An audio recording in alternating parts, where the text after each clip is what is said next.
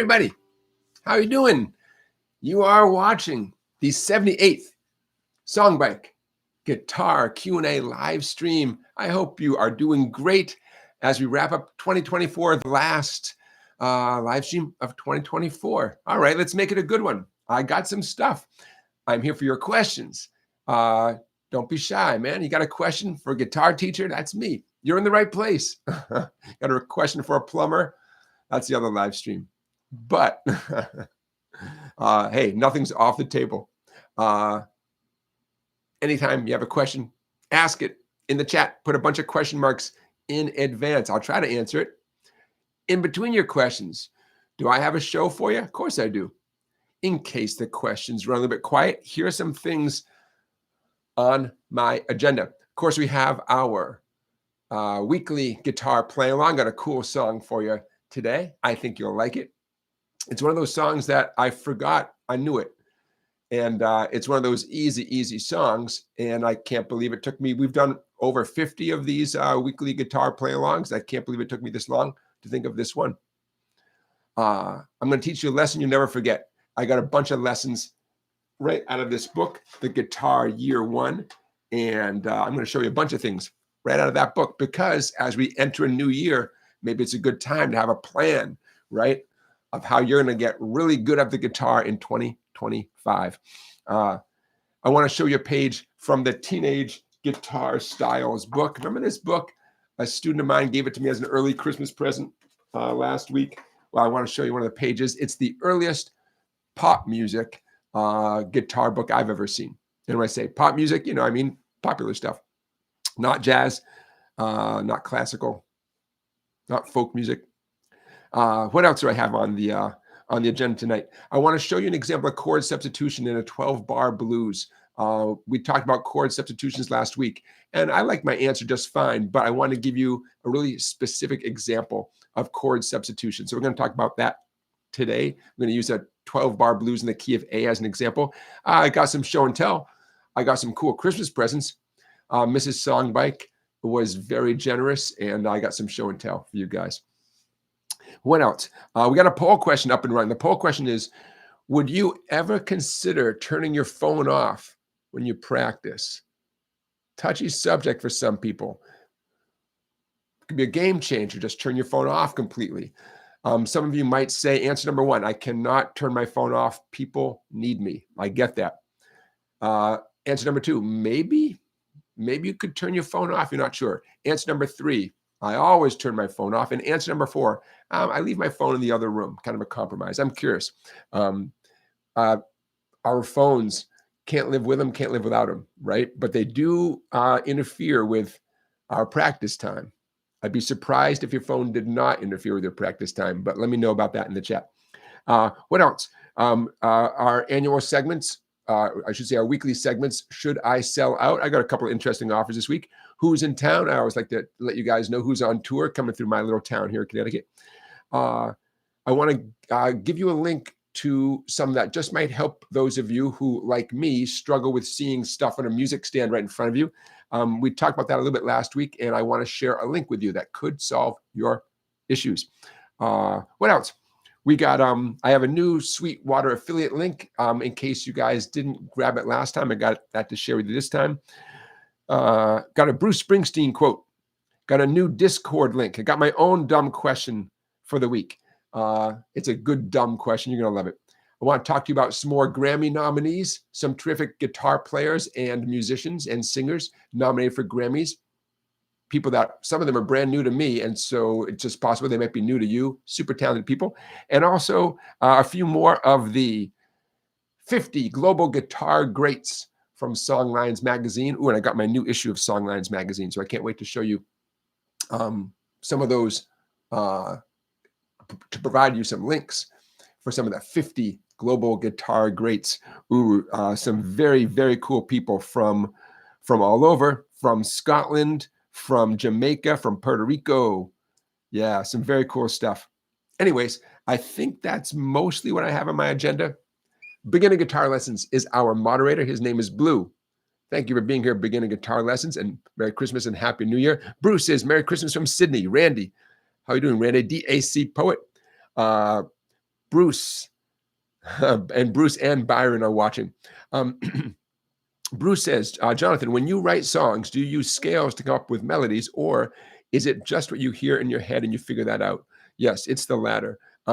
But every time I notice a song, and it's usually a song that I'm plucking out, banging out on the piano. Every time I notice a song really resembles the notes of a scale in order, I think to myself, I really should write a song. I should just take a scale and pick any starting note in the scale, say the 6th note, and walk from the 6th note down to the 1st note. And then that could be the first phrase. And the second phrase could be the 7th note walking down to the 3rd note. I know it sounds kind of random and scientific, but there's an awful lot of songs where the melody really resembles a scale. We talked about Fly Me to the Moon. The first 1, 2, 3, 4, 5. The first 5 notes of Fly Me to the Moon, I just did it in the key of C. I'm just doing a C major scale backwards.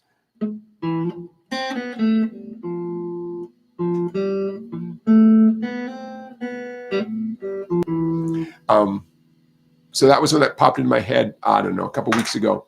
And I thought, man, I don't want to say it's just a scale, but a bunch of those melodic phrases, fly me to the moon, da da da, la da da da da, are directly from a major scale, like in a row. You know what I'm saying?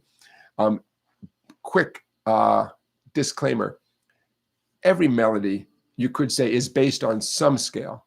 But what I'm talking about is melodies where you can really see the scale like zipping by, you know, like you're in the backseat of the car, you're going down the highway, you see those telephone poles going by. You can see like the C, B, A, G, F, and then B, A, G, F, E. I mean, you can just see like, wow, that's a lot of notes directly, you know, surgically removed from a scale in order. So Bruce, I don't do that, but you guys will be the first to know when I do that, because you'll hear me do a song that'll have that type of sound. It could be ascending, like good old Lean on Me. I start on C and I walked up a C scale, and then you walk back down the C scale, right? So I wouldn't be surprised if you guys thought, hey, there's that thing Jonathan talked about. His new hit song is like you can just hear the notes from a scale right in a row. So let's get back to your topic, Bruce. I recommend it. The challenge for some of you might be not basing a melody on a scale, but figuring out what chords go with your melody. So let's make a game out of it. Let's say your melody is based on the C major scale. And the reason I'm choosing C is because the chords are going to be familiar chords. So this is the type of thing I will put in the description of this video when I timestamp it tomorrow. A C major scale. I just did a 1-octave version of it, but of course scales go on to infinity, right? In any direction. So, and you keep on going higher and higher up the guitar. You can also go lower and lower. Okay. So I'll put that scale in the description of this video. C major scale done in first position on the guitar. Okay. The chords that are going to accompany your melody. Your melody is going to be your combination of any of those notes, right? The chords are going to come from the C, the key of C family of chords, okay? You can't go wrong. Whatever melody you come up with, it'd be a miracle if the chords in the key of C didn't support your melody, right? You'd have to really be wacky. So what are those chords? Your options would be C major, surprise, surprise, right? F major and G major, also known as the 1, 4, 5 chords. And there are 3 minor chords, D minor, E minor, and A minor. So the total number of chords, 6 chords, you can't go wrong with C major, D minor, E minor, F major, G major, A minor. Those 6 chords, okay, are going to support your melody as long as your melody is based on the C major scale. Why? Because those chords just mentioned, every one of those chords is made up of 3 notes from the scale. So your everything is all part of the world of C, right? By the way, the G major chord could be a G7 chord as well. Okay, so you guys write a song and show it to us. But just to wrap up, Bruce, I don't do it that way, but I keep meaning to. I keep meaning to, you know, because it's a great idea. I think any songwriter, especially the greats, right? The ones whose names we recognize, I imagine that anyone who's done it for a few decades, they've written songs all different ways. They might have certain things that were successful for them that they fall back on, but I wouldn't be surprised if if every way that we can imagine to write a song, if any experienced songwriter has written at least one song that way, because why not, right? You never know what the result is going to be. In light of our poll question, Joseph says his attitude is just ignore the phone and keep playing, check messages later. Not a crazy idea. Wingo says, I always thought that a song written completely with the open string notes would become a famous teaching song. Yeah, because you could you could just play it that way.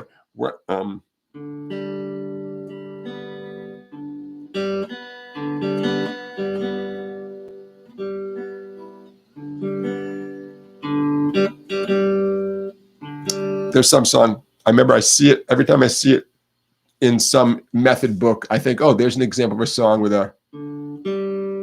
Amazing Grace. If you did Amazing Grace in the key of G, like golf, the first few notes at least could be open strings. The open D, like Delta, G, and then B. At least those first 4 notes, right? Amazing Grace, there you go.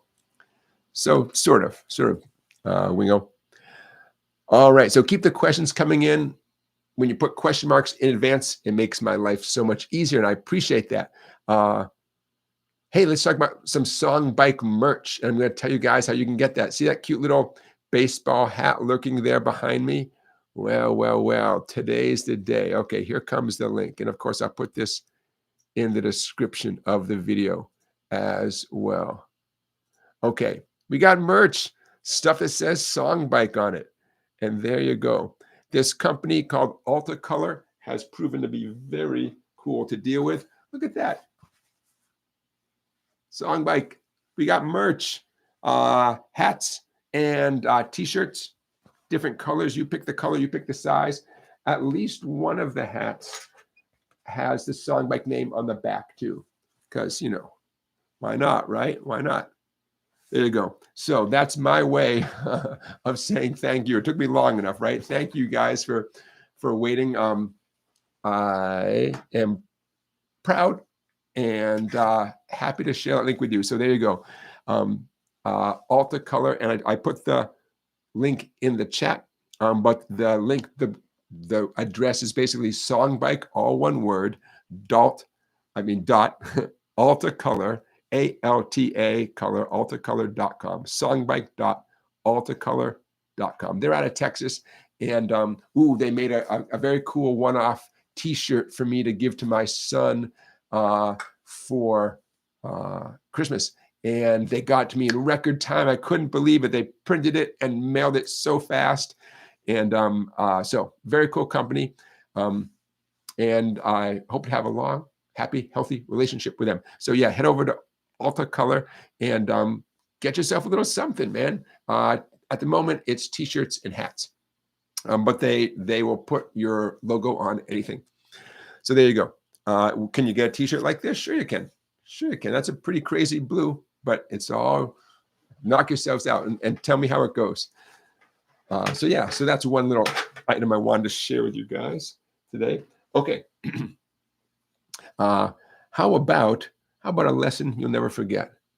Why not? Let's jump into this. I'm going to push you guys today, since it is the end of the year, to to consider making a plan now for 2025. One smart plan, it would seem to me, would be to get yourself some good material. And let's see. Let's start with this one. This is one of my favorite things in the book that's behind me. Here it comes, coming your way. Okay, I want that. And what I want this. I want this. Okay, this is coming your way, everybody. Take a look. Can you see that okay on your screen? All right. This is a page from my ebook called The Guitar Year One, Mixing Chords and Scales. Not only is it good, healthy challenge, but it's what a lot of us want to be able to do, but maybe you didn't know how to articulate it. So before I talk too much, let me play for you what this is. I better, oh, you know what? I'm gonna, I might be easier to read it out of my own book than stare at that screen. Chords and scales mixed together. This is a great way to approach rhythm guitar. Okay, so here's what it's going to sound like. Got a G chord. Here I go.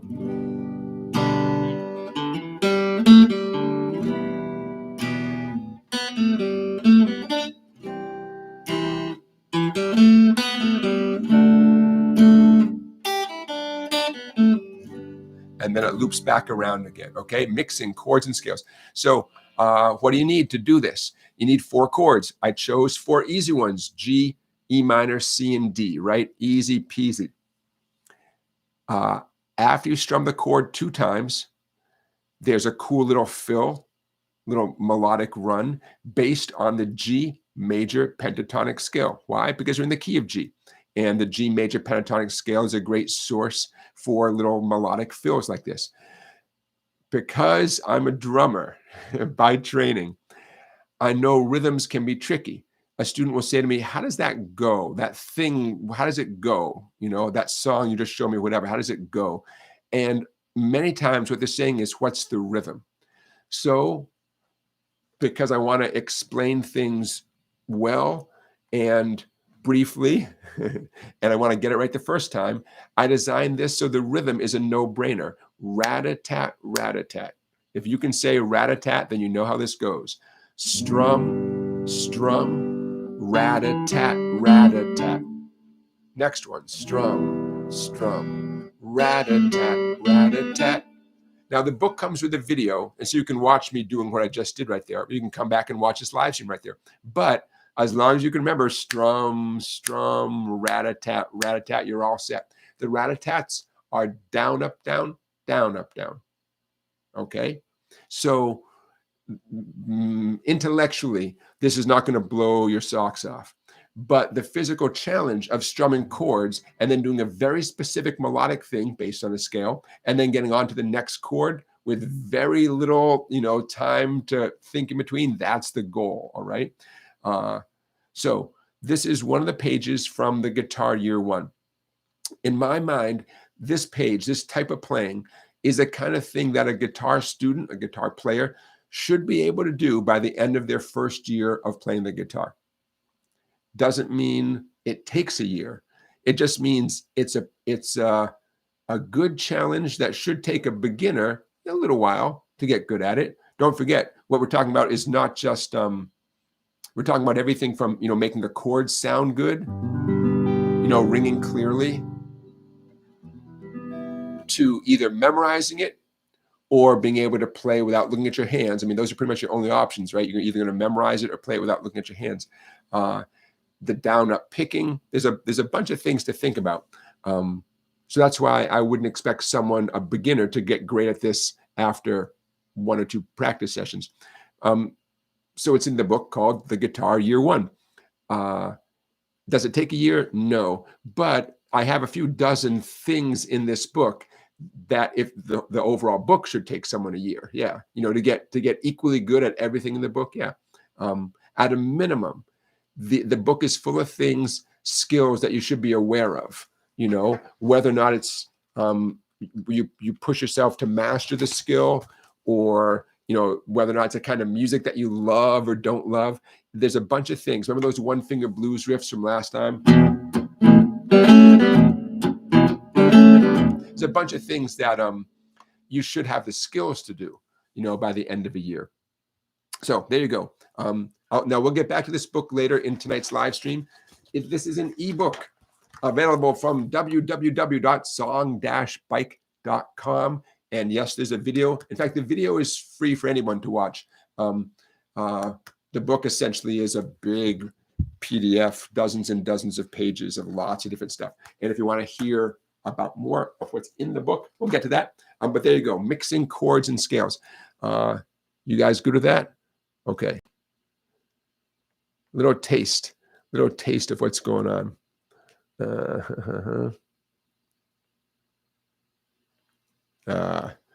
Okay, so yeah, you guys, I encourage you to make a plan for next year.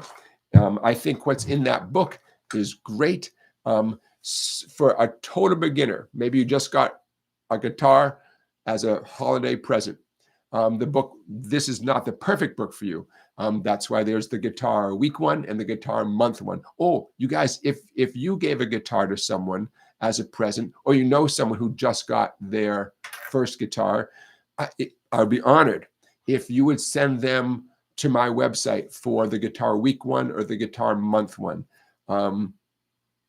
Nothing wrong with YouTube videos, but those books are so good, and they're written for people who just got their first guitar. I can't recommend them highly enough. I wouldn't have written them if someone else had written them, but no one did, and I rose to the challenge. So if you know anyone who got their first guitar, send them my way. www.song-bike.com. Okay.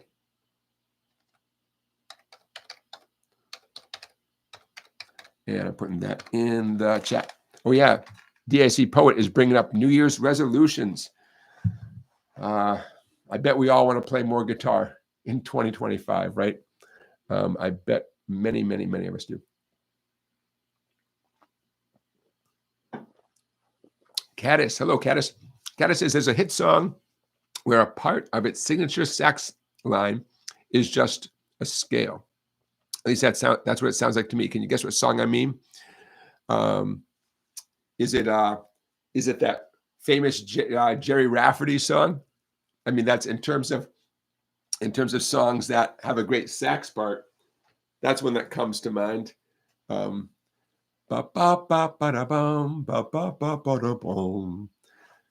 don't know. Is that the one Baker Street you got, Joseph? I love that song. What a great song. But to me, that doesn't sound, I would like what I would call a linear run, where you're really starting on like a Joy to the World. Joy to the World is all 8 notes of a major scale. So in my mind, I use the word linear to describe those first 8 notes of Joy to the World. Caddis says it's not that. Okay, someone help me out. Caddis, give us a few minutes, Caddis, but then put us out of our misery and let us know, Okay. Oh, hey, I often save this for later in the live stream, but let's jump in and do this right now. Let's talk about some of the 50 global guitar greats from my favorite music magazine, Songlines. So much good stuff in here. Hey, you guys, by the way, you might be aware that tough times in the magazine business.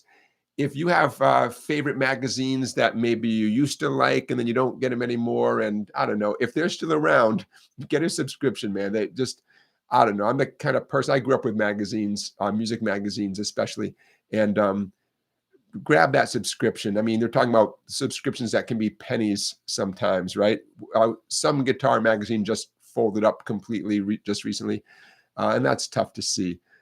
So if you like sitting around with a warm drink on a cold night and reading a magazine, maybe get yourself a subscription to something. Okay, so hey, real quick, some of these this week's 50 global guitar greats selections include the following 5 people, and their names and links to the videos I'm going to talk about are going to be in the description. From Mali, Jelamadi Tunkara. He has played with Bella Fleck and the rapper named Common. He's done kind of dance pop kind of guitar music, but he also does a lot of traditional music from Mali. And so I'm gonna put a link to one of his videos in the description of this video. Jelamadi Tunkara from Mali. Hey, how about from Scotland? Bert Jansch. We got any Bert Jansch fans out there? He co-founded a famous group called Pentangle, for those of you who are into British folk music. Recorded 28 albums over the course of his life. One of his claims to fame is he did a version of a song called Blackwater Side. Actually, he learned it, according to my research, from Anne Briggs. But Jimmy Page from Led Zeppelin heard Bert Jansch's version of Blackwater Side and turned it into something that Jimmy Page called Black Mountain Side. And if you are the type of musical detective that likes these things, you can compare Jimmy Page, Led Zeppelin, doing Black Mountain Side with Bert Jansch. Actually, the song will be in the description of this video. Doing Blackwater Side. Pretty interesting to compare them. And according to Wikipedia, it was just decided that it would just be too expensive to sue Led Zeppelin. And so I guess that was the deciding factor. Like, you just can't afford to do that. Okay, continuing on with our list of global guitar rates. One of my personal favorites from Jamaica, Ernest Ranglin. Among other things, he composed music that showed up in the James Bond movie called Dr. No.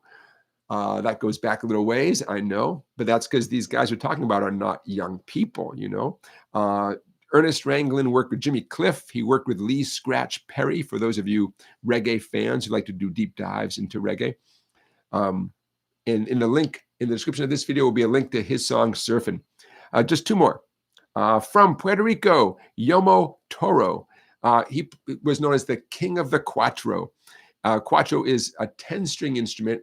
Really, it's 5 pairs of strings, and they're tuned almost like the strings of a guitar. E, A, D, G, but there's an extra fat string B. B, E, A, D, G. The cuatro. Over his career, he recorded 150 albums. Yomo Toro. He worked with Paul Simon, with Linda Ronstadt, with David Byrne, among other things. And he wrote the opening theme for the Woody Allen movie Bananas. Yomo Toro, the cuatro. Oh, on the video that I'm sharing with Yomo Toro, he's joined by Nelson Gonzalez playing the trace. If you've heard of the trace, this is your chance to see the trace stringed instrument in action. And one more, also from Jamaica, Earl Chinna Smith recorded over 500 albums in his lifetime, including work he did with Bob Marley, Jimmy Cliff, Amy Winehouse, Lauryn Hill, Lee Scratch Perry, Earl Chinna Smith. And the video I'm sharing is a song called Homegrown. So very cool people from Jamaica, Scotland, and Puerto Rico. I think you'll get a kick out of all those folks. When I'm done with the live stream tonight, I will put links to those videos in the description of this video. So much good stuff. Hey, Jamie, I see Jamie's question. Jamie says, is there rhyme or reason to playing bass notes with your thumb? Oh, yes, there's definitely a rhyme and a reason. Excellent, excellent question. I assume you're talking about when people play with bare fingers, right? If you and I were doing lessons, Jamie, we would begin with learning some patterns, and the thumb kicks off every pattern, at least the most common patterns. And you know what? It sounds good because it sounds good for the thumb to start off, because the thumb's responsible for the fat strings on the guitar when you do finger picking. And to start any finger picking pattern with a low note,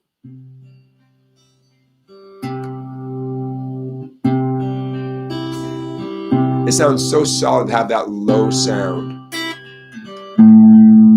as the first thing the listener hears. So in basic finger picking, where patterns are your job, to repeat patterns over and over again, it's extremely likely your thumb is going to be the first thing that hits one of the bass strings, meaning the E, the A, or the D. The next level, let's see, you say you get really good at that, you're cruising, like, got it, Jonathan, you're playing like House the Rising Sun or something like that, you know. Next thing is a pattern where the thumb bounces back and forth between strings. I'm going to illustrate this on an E minor chord. My thumb is going to bounce back and forth between 6 and 4. Why 6 and 4? 6 because it's the open E string, and I'm doing an E minor chord. And 4, to tell you the truth, mostly for the contrast. It's not that the 4th string has some incredibly important note. It's just another E note right there. But it's a nice contrast from that first low note. Jamie says, talking about the thumb with the fretting hand. Oops. Well, now you know something about the thumb with the picking hand. Okay, Jamie, thank you for the clarification. Playing bass notes with your thumb on your fretting hand. Gotcha. Sure, there's lots of reasons to do it. It could be purely out of necessity. Maybe you don't have any other finger that's available to do it. That's one reason, you know. Jimi Hendrix would wrap his thumb around in lieu of bar chords. Jimi Hendrix would wrap his thumb around to grab the fat string, and so his other 4 fingers could play other notes, say from a bar chord. In general, whatever note your thumb is going to grab is a note that's in the chord, you know. A lot of you folks may have done a D major chord, D like Delta, with your thumb wrapping around to the 6th string, 2nd fret. That's the note F sharp, and F sharp is one of the notes in a D chord. So it's, you know, it's an appropriate note. In terms of like someone writing a guitar part and including that note as part of the guitar part, it might be part of a walk down.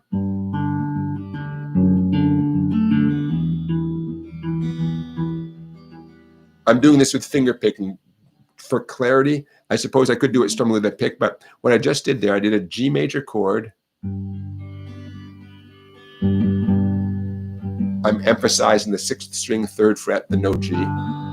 Let's say the next chord in the song is D, right? Say your friend wrote the song, goes from G to D to E minor. Very, very common chord progression.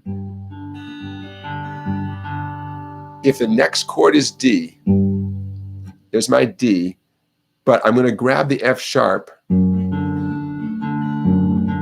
because if the next chord is E minor, and it is,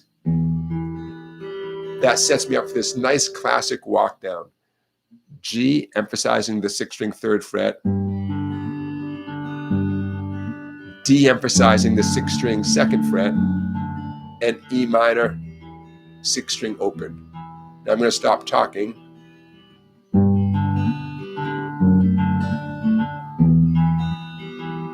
Hear that?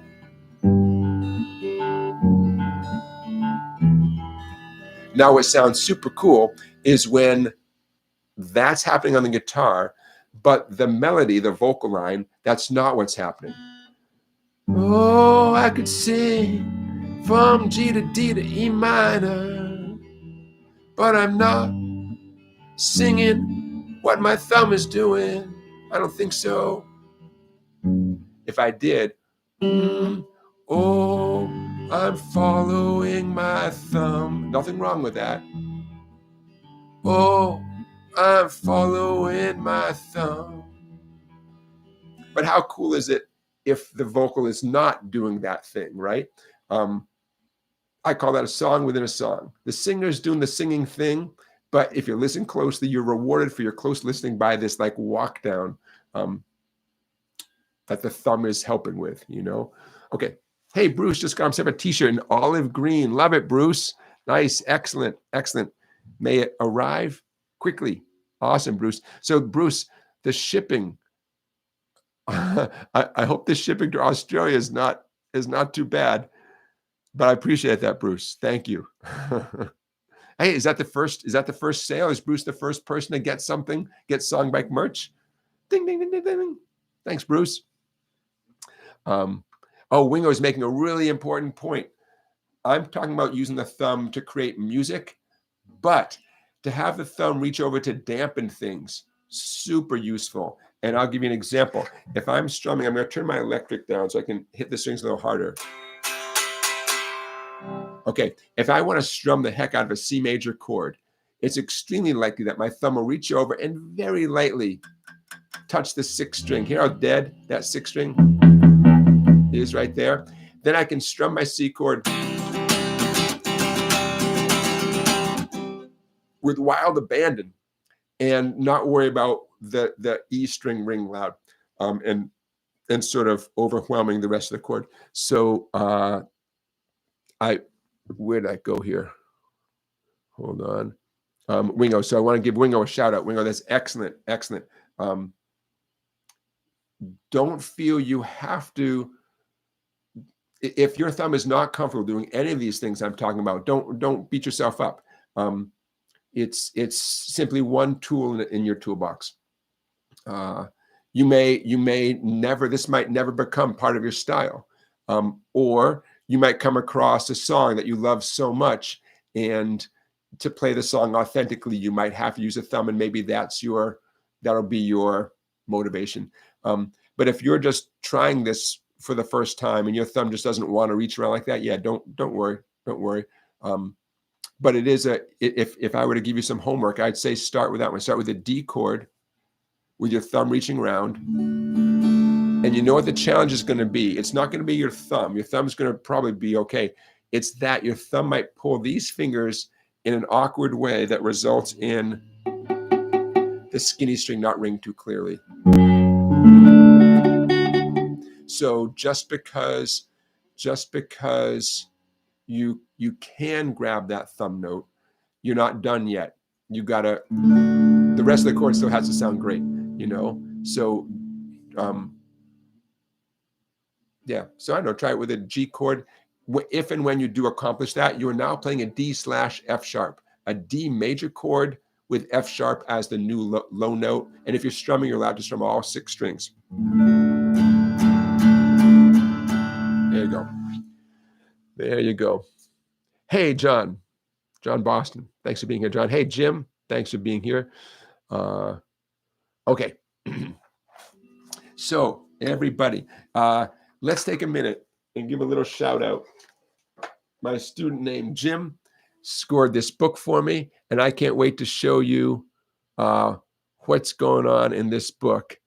So what I did, this book is from 1964, I believe. I copied one of the pages to share with you guys, and here it comes. In case you were ever curious what kids were doing back in 1964. There we go. That looks good. Maybe that was even you getting a guitar in 1964. Okay, so check this out. Share screen. Like I said, this is the earliest popular music guitar book that I personally have ever come across. And I'm very grateful that Jim scored me this book. Okay, can you see that Bourbon Street right there? Okay, so let's just play it. Remember, in the spaces, I mentioned this last time, the spaces represent your strings. So that very first note, that 3 is on your fat E string, okay? Instead of the lines representing your strings, it's the spaces. Okay, so how would if I play through this? We'll go back in time. Ooh, this is 60 years, man. This is like the 60th anniversary of the publication of the book called Teenage Guitar by Roger Filiberto. Okay, so check this out. Here's what it sounds like. A 1, 2, here we go.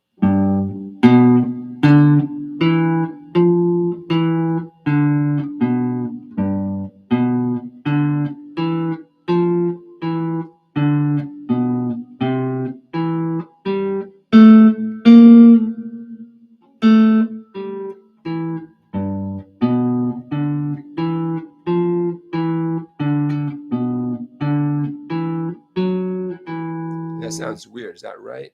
Yeah, I guess it is. I I guess that's right.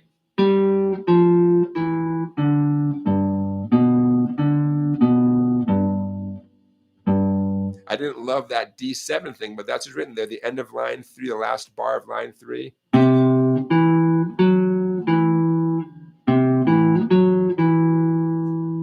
Okay, that's what they want. And then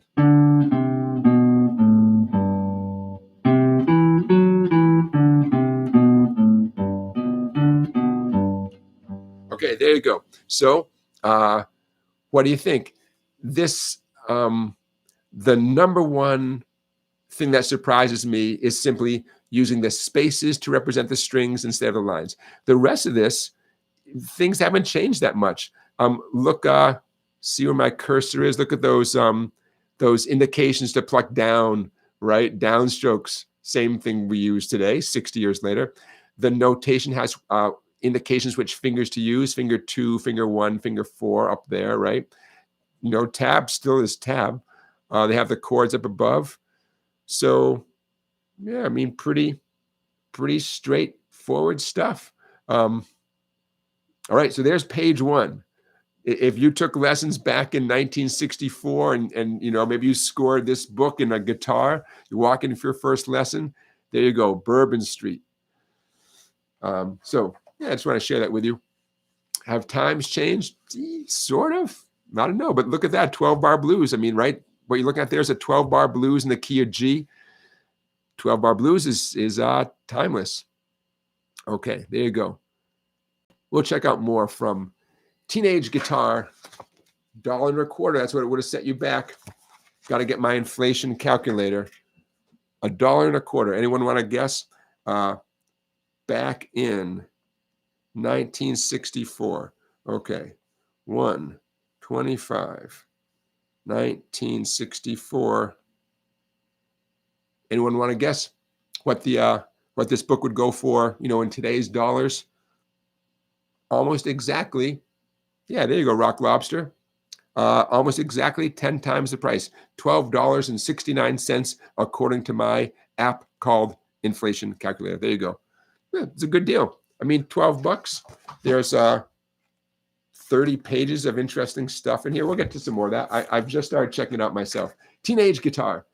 By the way, what inspired this? Remember, there's that book from the early 70s, and on the back cover of that book, they mentioned this. They mentioned that book.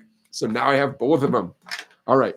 If you ever come across some kind of rock and roll guitar instruction book from the 1960s or even the 1970s, I'll take it.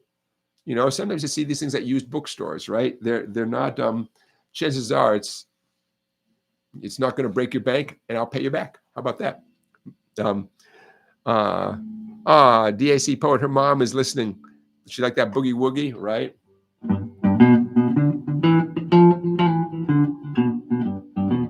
Well, I mean, that page, there's so much potential. I mean, for someone's first guitar lesson, that's a pretty good workout. We'll see what comes around, you know, what happens in the rest of the book. All right, there you go. Let's see. How about, how about a little Christmas present show and tell? I got a big one to show you guys, and I'm going to put a link in the chat. Mrs. Songbike was so generous, and I've been using her gift during tonight's show, and I'm gonna put a link to it in the description here in case you guys are curious. Okay, check this out, you guys. I got a whole bunch of effects at my feet, and none of them need 9-volt batteries because Mrs. Songbike scored me a 1-spot pro. That's right, from True Tone. 3 times more power than the most common power brick. See that? You plug all your effects in there. It even came with a bunch of cables, and so cool. So I got everything. It's like on all my stuffed animals. It's the equivalent of stuffed animals right in a row. So if I want a little distortion, or if I want a little tremolo, if I want a wah,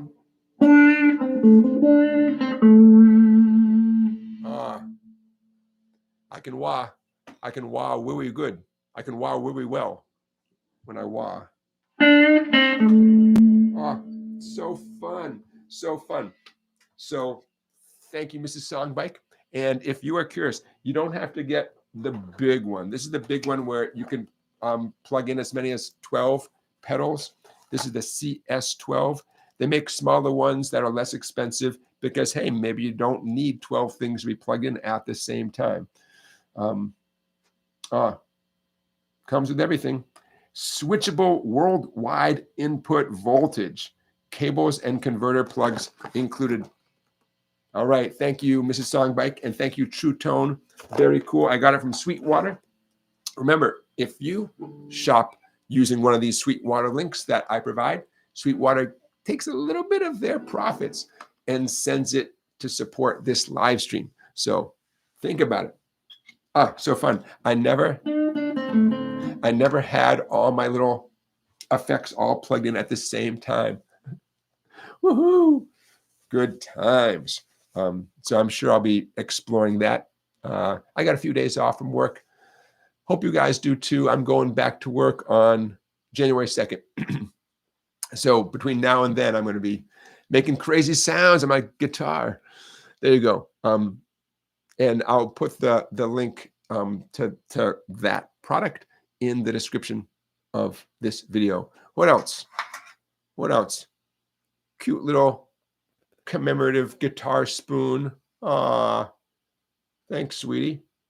And it's engraved Jolie Blanc. Some of you might remember that my guitar here is named Jolie Blanc. When LSL made this, they said, hey, you got to give it a name. So the finish is called Blanc. So why not Jolie Blanc? And this cute little decorative spoon, so cute. I'll add it to my collection of odd things hanging out in my guitar studio. I think I told you one of my students looked around my guitar studio and he said, there's a lot of weird stuff around here. Yeah. Yep. It's true. It's true. Okay, so Caddis, thank you for putting us out of our misery. Caddis says, in the song Careless Whisper by George Michael, the saxophone is playing a Phrygian scale. All right, so we got to check that out and keep that in mind. Johnny Midnight, thank you and welcome to the chat. Johnny Midnight is saying, hey, everybody, click the like button. I appreciate that. We got 39 people watching at the moment. I wouldn't mind a few likes. I appreciate that. Thank you, Johnny Midnight. Six-string Greg uses a Strymon power supply for your acoustic pedal board. Oh, very interesting. Nice, nice. So I take it you're playing an acoustic electric and you have a bunch of effects for your acoustic electric guitar. Very cool. Very nice. Okay, Jim Marks. Jim, welcome to the chat here. Okay, you guys. Hey, we'll do our play along song of the week in a minute. How about one more thing before that time comes? Okay. How about, let's see. I always save the Grammy nominees for the end of the live stream. I don't know why. Let's talk about a handful of great Grammy nominees. These are people who are nominated. Some of them have been nominated before. Some of them might have even won in the past. I'm not sure, but some super talented people. Okay, I got about a half dozen of these. Now make it fast. In the best global music album category, Ciro Hurtado, C-I-R-O, Hurtado, album that almost certainly is not pronounced passages, like passages, passages. I'm so sorry. I know it's a very cool video. So if you want to see Ciro Hurtado in action, click on the link when this live stream is done. He is nominated for Best Global Music Album, for Best Global Music Performance, and possibly for Best Alternative Jazz Album. I have to check this out. She was on Stephen Colbert just recently. Her name is Arouj Aftab. Arouj Aftab. And her song is called Rat Ki Rani. There'll be a link in this. How about for Best Música Mexicana Album? Diamantes by Chiqui Rivera. She's nominated for a Grammy as well. In the Best Roots Gospel Album category, Rhapsody by the Harlem Gospel Travelers. Very cool video. I suggest you guys check that out. Ooh, what a voice in this next singer, Melvin Crispell III. He's nominated for a Grammy in the Best Gospel Performance / Song category. He's doing a song called Yesterday, and I put 2 links because the second of the 2 is him doing it live with just a guitar player and him singing. What a voice. Melvin Crispell III. In the Best Regional Roots Music Album category, Big Chief Monk Boudreaux and the Golden Eagles. The link, I think, is for like a whole concert, not just for like a little short 3-minute song, but definitely worth checking out. Best Regional Roots Music Album nominee, Big Chief Monk Boudreaux and the Golden Eagles. Best Contemporary Blues Album, Antonio Vergara. An album called The Fury, Antonio Vergara. Very cool. Again, from the Best Contemporary Blues Album category. And one more. How about the Fabulous Thunderbirds? They're up for a Grammy this year for an album called Struck Down by the Fabulous Thunderbirds. They are in the Best Traditional Blues Album category. Okay, so there's about, 7, 8 super talented people. I encourage you to check all of them out. When is the Grammys? Good question, DAC Poet. February 2nd, I believe, of 2025, 2/2/25. So getting closer. I actually knew a guy who could vote for the Grammys. He had been a recording engineer on a gospel album in Chicago, I believe, and the album had won a Grammy.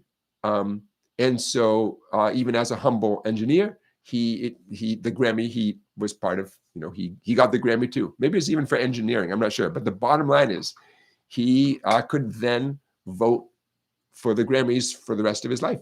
And I assume he still is. So, wow, just knowing someone who's a Grammy voter. And at the time, I was incredibly impressed that one of the perks was any Grammy-nominated album, he could get it for free. Whoa. I mean, that is great, except, along comes Spotify and Apple Music and YouTube Music, and it kind of feels like it's free. I know it's not exactly free, but it kind of feels that way, right? A lot of the time. Anyways, the Grammys. Okay, so there are a bunch of people nominated, and I'm just falling in love with so many of these performers. I know I've been talking about this for a few live streams now, and I'm going to be so I'm going to be very happy for whoever wins. But I have a few people who I really hope it's them winning because they're so good, they're so cool. Okay, so my friends, I'm ready. If you are ready for this week's guitar play along. I've been having good success recently with not saying the name of the song and not getting demonetized. All right, so I don't know. I'm gonna stick with that little policy. Here is this week's guitar play along song. See that right there? All one word. Hey, don't blame me. That's how this band wanted that song presented. All one word. So check it out. Number 1, the entire song. 2 counts, 2 beats on F, 2 on C, and 4 on G. That's the whole song. If F is problematic for you, I get it. No worries. Put a capo. You got a capo handy, right? Put a capo at the 3rd fret. Then you will play D for 2 counts, A for 2 counts, and E for 4 counts. Either way, that is the entire song. You can see how this one made the cut and became one of our guitar play along songs. That sums up the whole song. Okay. Okay. What I really love so much is this very cool lead guitar riff. Well, is it lead guitar or is it rhythm guitar? It's a little bit of both. We'll talk about that. I really want to get to this. There's also the, you know what? Let's put this on the screen. There's also the that catchy intro guitar riff. Maybe some of you are pulling this up on your phone right as we speak. That catchy intro guitar riff that, you know what, I can show you. I'll have to, I don't have it written down like one of these cute little things I have written down here. I'm going to turn this around. Okay, check. Okay, but the guitar riff that kicks off the tune that shows up, you know, later in the tune is a very cool guitar riff. And I just don't have it written down at the moment to show you. Partly that's because I'm very excited about the rest of the tune. Okay, so bear with me, folks. We're going to put this on the big screen. Here it comes. We're going to get that. You're practicing your F chord. You're getting warmed up on your F chord.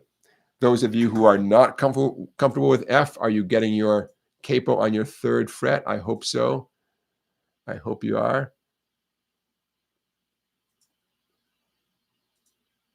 And I'm going to put it up on the big screen in a minute because I know it's really handy to see it that way. Okay, here we go.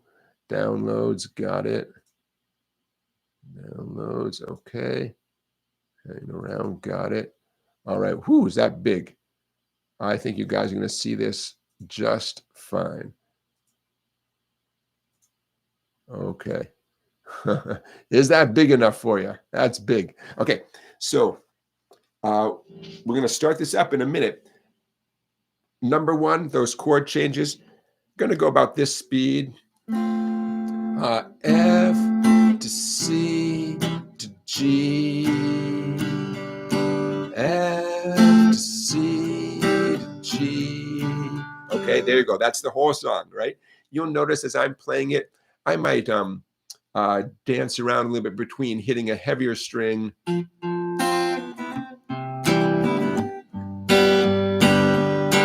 you know, and then strumming the treble strings back and forth. There's not this part of the song, this F, G, and C is largely being done by a piano. There's not this one absolute guitar part that you have to nail. There's some flexibility. Again, that makes it very convenient for us with, you know, the skills to play 3 chords. If you're doing it with the capo behind the 3rd fret, D twice, A twice, and E, D to A to E, and that's the whole song. Okay, now, before we start, what I really want to get to is that number 2.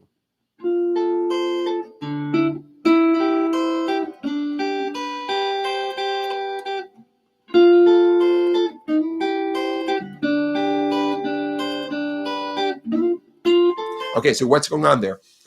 No capo, we're back in the world of F, C, and G, right? That first arpeggio, that's an F chord. 8 on the 1st string and 10 on the 2nd and 3rd strings. I do it with my index, ring, and pinky. 99% of my students intuitively do it with their index, ring, and middle, which is fine. There's advantages either way.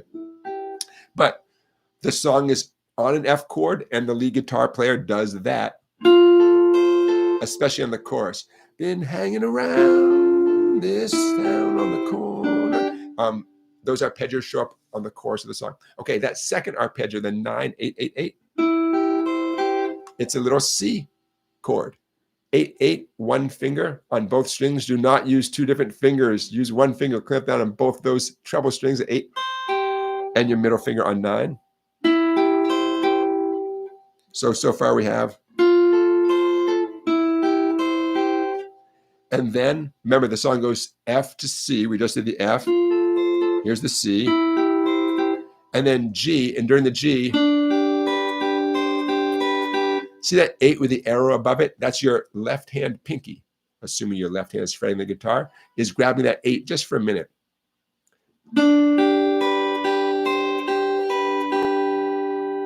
Okay, it's a G chord that feels like a D chord, right? A D, but it's way up here at 7, 8, 7. The lead guitar player is aware that he's going to be on this G chord for twice as long as the F and the C. So to keep things interesting, he added that pinky. Very modest little humble thing, but it sounds great. You put it all together.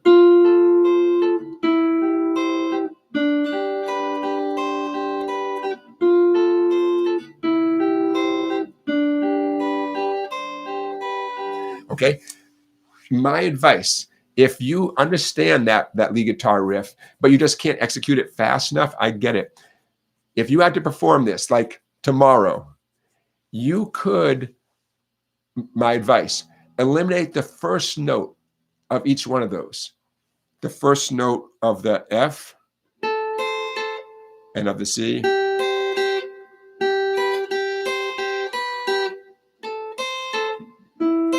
I mean, you could still grab it with your fretting hand, but here's why. It's just, in the context of this song, with the whole ensemble playing, the first note of each one of those sections, to me, is the least important one. By not playing that first note, you get just a little time to get on to the next 3 or 7 notes, right? So it would sound like 3, 4, 1.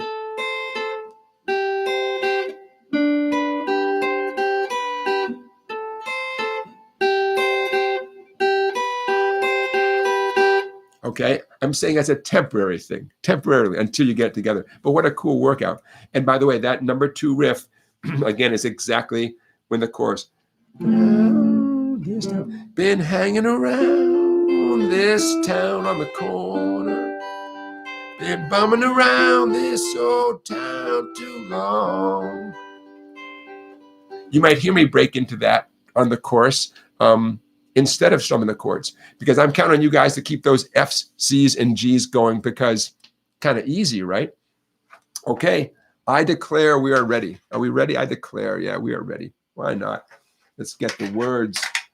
Let's get the words up and ready to go.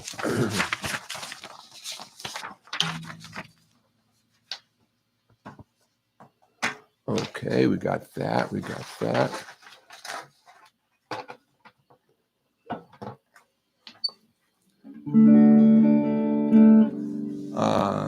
Now, you're welcome to do that riff number 2 anytime you want to, but it specifically comes in on the chorus of the song.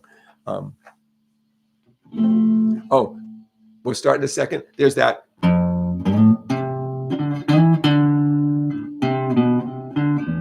There's that riff that kicks off the tune. I'll put that. I want to double check some of the nuances of it. I've seen people post it different ways, so I'll put that riff in the description of this video. Okay, well, let's start off with a couple of runs through the Fs, Cs, and Gs. Okay, I'll see you on the other side. 1, 2, 3, 4.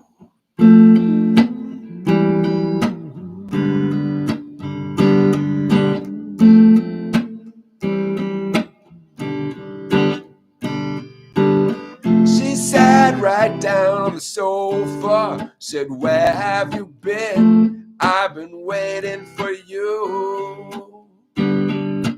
Last night I had something so good. These days get so long, I got nothing to do. I've been hanging around this town on the corner. I've been bumming around this old town so long. Been hanging around this town on the corner. I've been bumming around this old town for way too long. We spend all day getting sober, just hiding from daylight, watching TV. We just look a lot better in the blue light. Well, I know I gotta get out.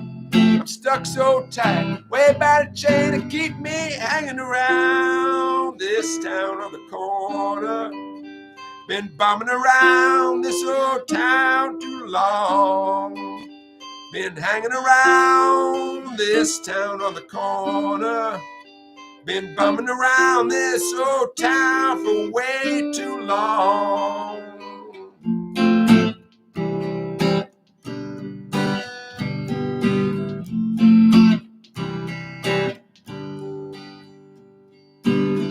This girl listens to the band play, says, where have you been? I've been lying here on the floor. Well, I got all this time to be waiting for what is mine to be hating, or what I am after the love is faded. Hanging around this town on the corner, been bumming around this old town for way too long. Been hanging around this town on the corner, been bumming around this old town for way too long.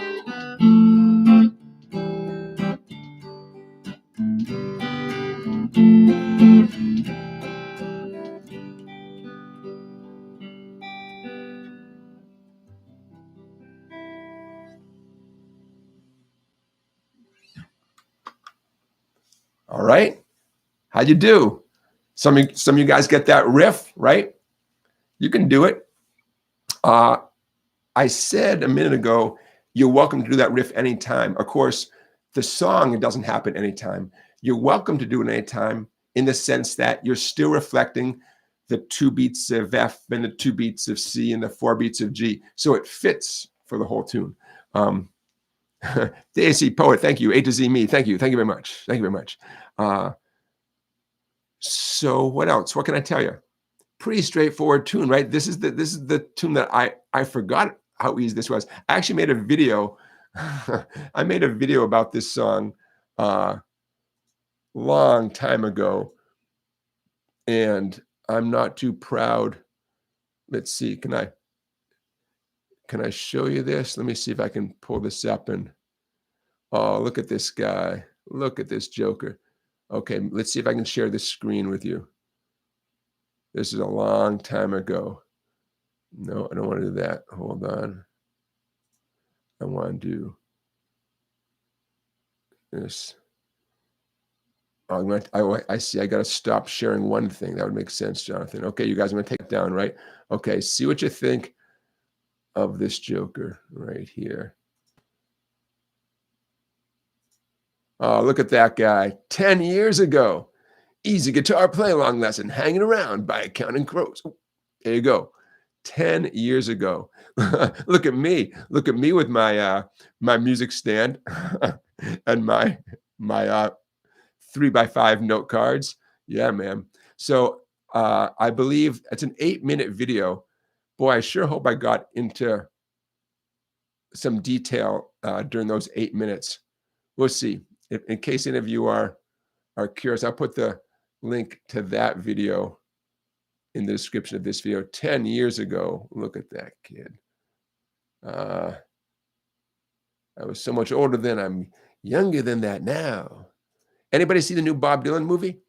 I have mixed feelings. I don't know. I know I'll see it sooner or later. Okay, let's stop sharing. That's enough of that. Okay, there you go. There's the link. Hey, you know, hopefully, Wingo says that was many Sharpies ago. I like that. Hopefully, I did teach the that intro riff in that video. I don't know. I'll have to go and watch it.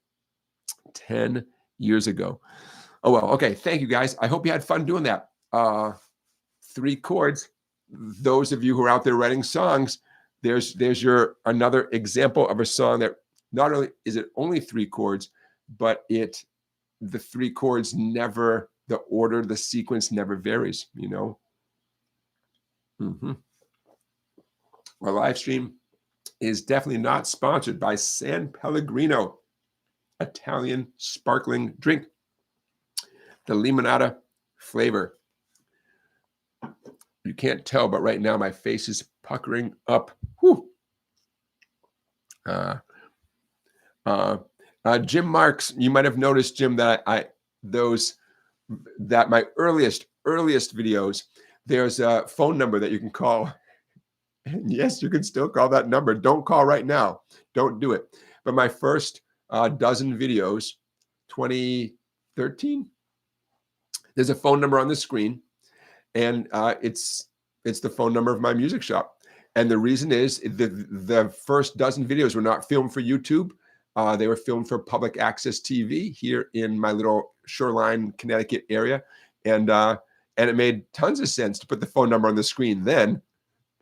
And the phone number is still on the screen because that's what my wife did. My wife was the brains. I just sat there talking for 30 minutes and she did all the hard stuff in real time.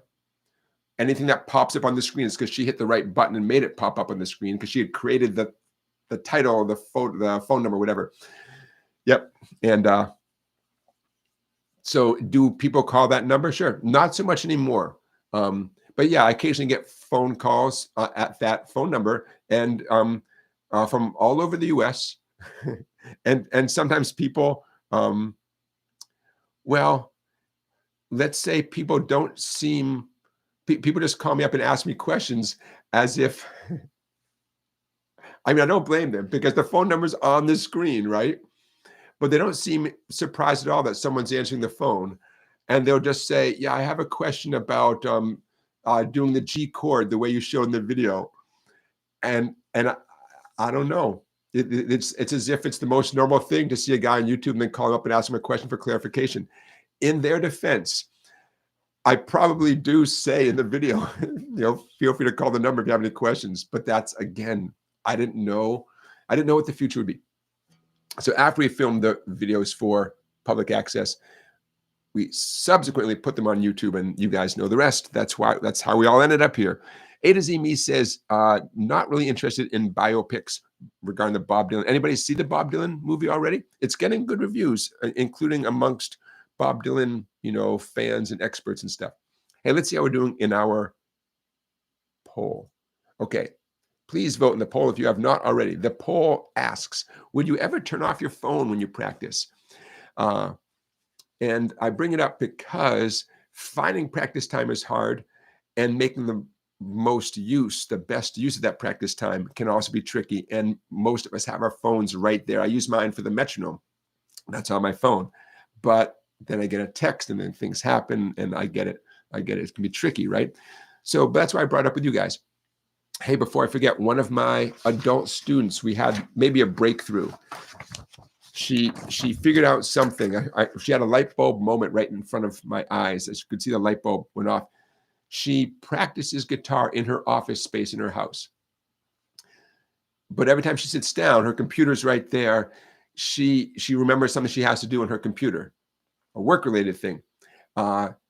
So by moving her practice space outside of her office space, it was a game changer. And I was right there as I saw the light bulb pop into her head saying, oh my gosh, as long as I am not right there in my office, I'll get better practicing accomplished. So would you ever turn off your phone when you practice? Currently 39%. I say maybe think about it, maybe. 25% say you just leave it in the other room. 21% say I always do turn it off. 14% say I cannot turn my phone off. People need me. And I get that too, right? I get that too. Joseph Galasso, the movie is only in theaters at the moment. The Bob Dylan movie called Complete Unknown. It's only in theaters. There you go. So sounds like nobody has seen it yet, huh? All right, maybe I'll see it and I will report back to you guys next week. But like I said, it's getting good reviews. I'm such a Bob Dylan fan. It just seems like weird to see someone mimicking him and imitating him, and I don't know. Maybe I'm just upset that no one called me to be a consultant on how to play the guitar, helping Timothy Chalamet learn how to play the guitar, helping Ed Norton learn how to play the banjo or something. Someday, right? Someday I can dream. All right, so I'm checking off some stuff. Hey, you know what else I got for Christmas? Speaking of famous folks, Mrs. Songbike. Ooh, check this out. The Robbie Robertson autobiography entitled Testimony. Ooh, so interesting. Super talented guy, wrote some of the greatest songs. And hoping to get a little perspective on what happened with the band, man. Like, how come the band had to call it quits? But then they didn't really call it quits. The other guys essentially kept going without Robbie Robertson. What's up with all of that? So I'm hoping to get some of Robbie Robertson's perspective in this book. Very fun. Very fun. And not to be, this one also came from Mrs. Claus. Ooh, any of you guys familiar with Daniel Levitin? This particular book is called I Heard There Was a Secret Chord, Music as Medicine. He wrote This Is Your Brain on Music, and I can't wait to dig into this. There he is right there, Daniel Levitin.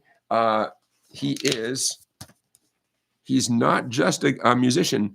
He also, in his spare time, he's a neuroscientist, or maybe it's vice versa. Maybe he's a neuroscientist in his spare time. He's a musician. But he plays saxophone, guitar, bass, and he sings.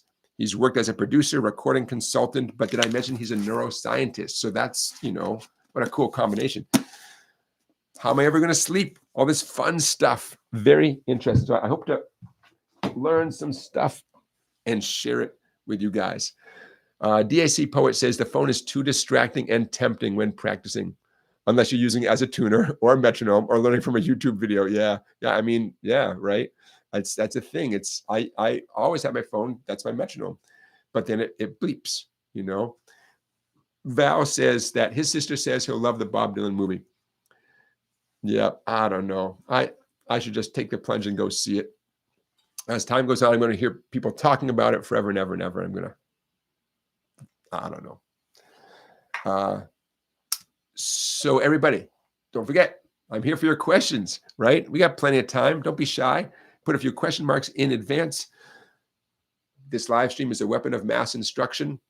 Trademark. I'm here for your questions. Okay.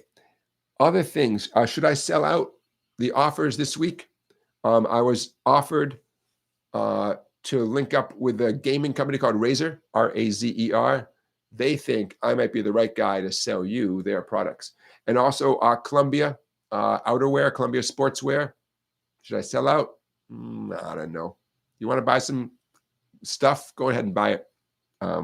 So at the moment, I'm not going to take them up on their offers to sell you gaming supplies and outdoor wear supplies. Who's in town? Tonight, sold out show, a U2 tribute band across the street tonight, rocking out, play the blues edge. And also, I think also sold out from Canada, a Canadian Celtic rock group called Enter the Haggis. That's who's in town. That's who's coming through town. But lots of interesting stuff coming up in January. One of these days, I'm actually going to go across the street and hear some of this great music, but that's who's in town right now. Okay. Hey, for those of you who find yourself staring at a book or printout on a music stand and you can't read it too well because you're maybe nearsighted like me, would you ever consider getting a music stand light? I sure am planning on it. There we go. Okay. And okay, there we go. In the description of this video, I put a link to a light that looks pretty good to me, offered by Sweetwater. Imagine you got everything set up, but then you got a little thing that clips right there, and just maybe like a little gooseneck, and it shines so bright right in music. Oh, it's a game changer. So think about that, whether you do the product that I just put in the chat, and I'll put it in the description of the video as well, or some other product, whatever works for you in terms of brightness and price and all that kind of stuff. But think about it. You don't have to struggle with seeing music. Guitar is hard enough. Let's remedy the visual part of things, right? Let's do something. Martian Murray says those stand lights are nice. Yeah, you can spend a little bit, you can spend a lot. DAC Poet, I think we did a Bob Dylan song for the play along a long time ago. We did Knocking on Heaven's Door way back when. But I think that's the only Bob Dylan song that we did, unless I'm forgetting some. Tell you what, I like to throw this up on the screen because I'm very proud of us here, of all the work we've done. Here comes, okay, on the screen. Here comes, is that what I'm looking for? There it is. Share. Okay. There we go. I'm going to make that a little bit bigger. Those are all the songs that we've done. Actually, it's not the absolute doesn't include the absolute most recent ones, but that's a lot of them right there. I'm going to make that bigger. Don't worry. Hang in there. But that's a lot of the ones that we have done already. There we go. That's what I'm looking for. Okay, I can make it bigger. Here it comes. Okay, so we did Knock on Heaven's Door. Look at that. It was live stream number 21. And that was one of the I think Helpless was the first. Yeah, Helpless number 20. Yeah. So live stream 20 was when we began this whole weekly play along thing. And the first song was Helpless by Crosby, Stills, Nash and Young. And the second one was Knock on Heaven's Door by Bob Dylan. I'm scrolling up a little bit. But I think that's the only Bob Dylan song we've done so far. Sure, we'll do more. Sure. Look at all those songs, you guys.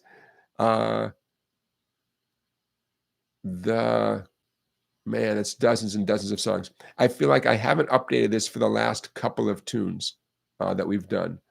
And I got to do that. So many. All right, that's a heck of a set list. Look at all those songs. Okay. But that is a heck of a list. Boom.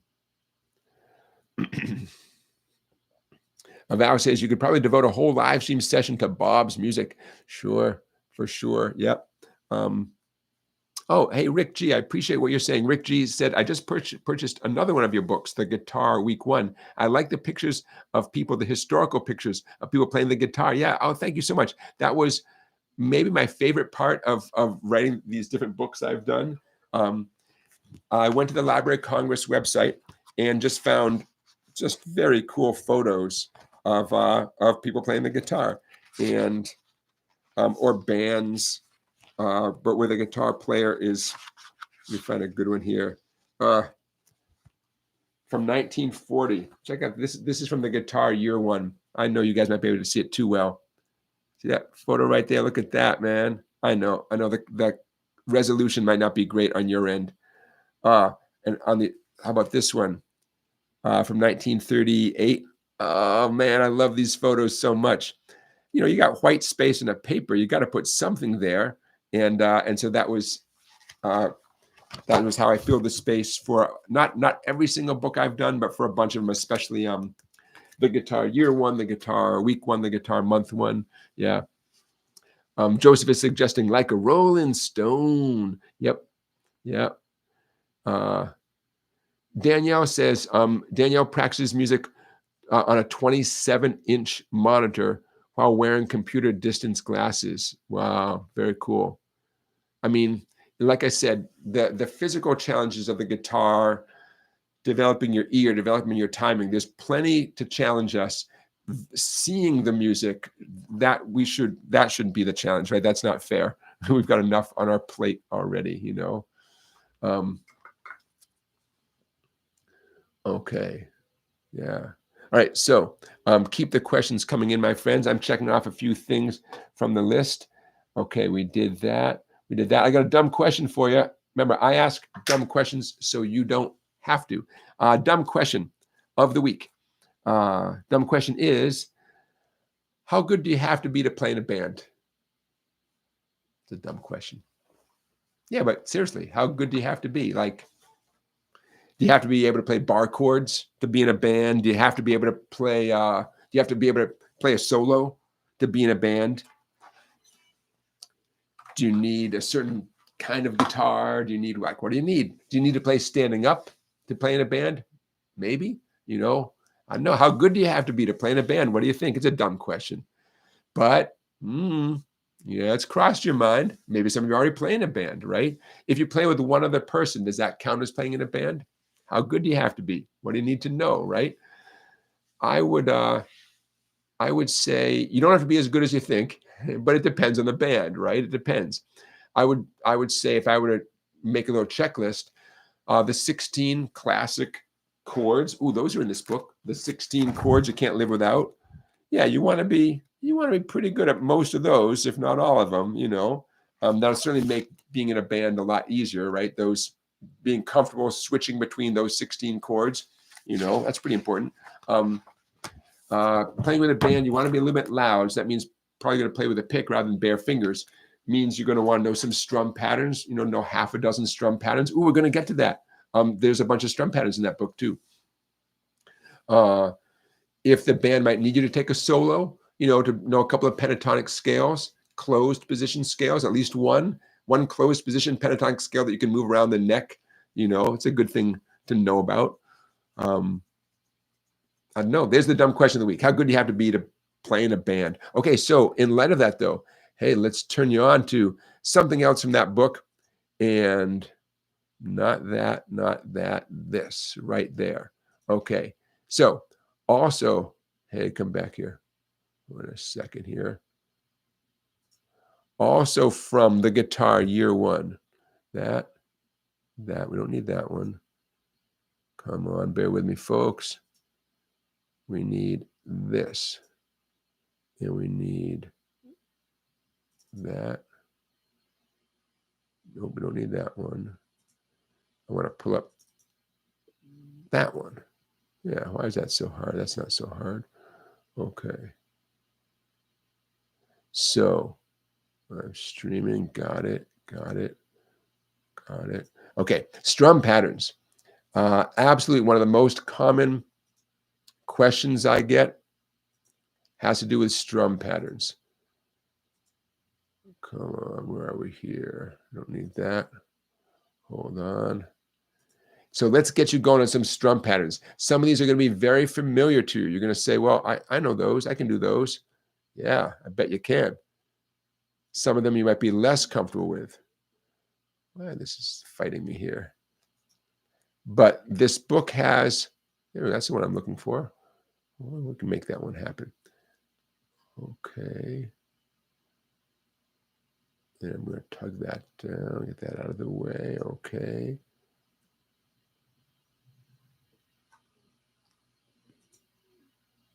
So let's show you some strum patterns you can't live without. But I do not want that one. Let's see how to do this. Oh, that just blow your mind? Whoa, it just blew my mind. Was that trippy? Not my intention. Whoa. Okay, let's start from 0 here. This shouldn't be so hard. I can talk. I can set you up for success while I do this. Okay. First thing you're going to want to know. Down, down, down, up, down, up. Down, down, down, up, down, up. Down, down, down, up, down, up. Easy peasy, right? Where is it? That's it right there. Now, why can't I make that nice and big and easy to see? Okay. Oh, nope, I won't make that mistake again.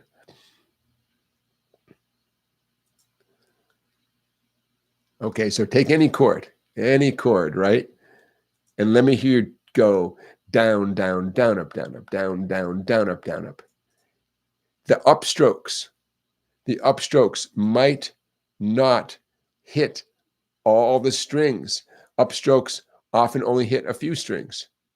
That is okay. I don't have a name for that strum, so I call it, where are we here? I call it the casual folky strum. Down, down, down, up, down, up, down, down. Oh, speaking of knocking heaven's door, bear with me.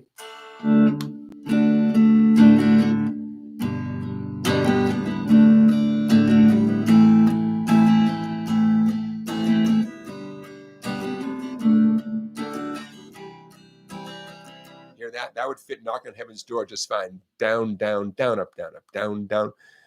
So I call that the casual folky strum. So there you go. Now I also want to make it, I want to show you what it looks like, but my computer is fighting me here for no good reason.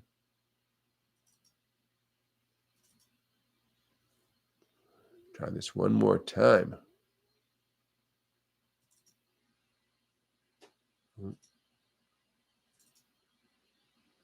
That's the one I want. That's not so hard, is it?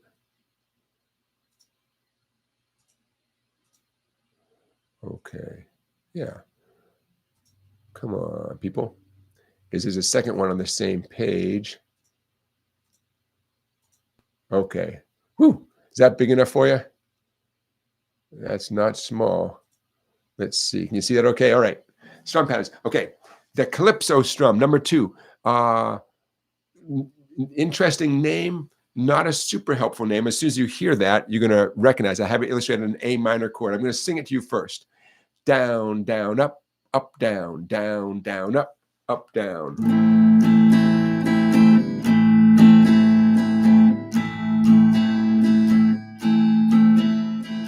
Now, I wouldn't be surprised if many of you have learned that previously. You might have even taught yourself that strum because, yeah, it's a pretty straightforward thing that somehow is intuitive for a lot of us. But what else do you get? Well, hold on. Here's what else you get. Stop sharing. Good. Okay. From that same book, I think there's 7 different strum patterns in that book. Is that the one I'm looking for? Nope. This one? Nope. Okay, here are the next 2 strum patterns. These are all strum patterns that I have found to be extremely helpful in my life.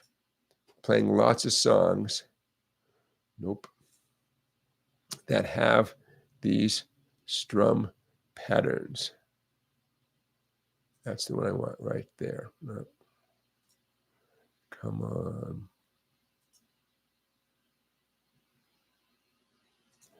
You're fighting me. It's fighting me.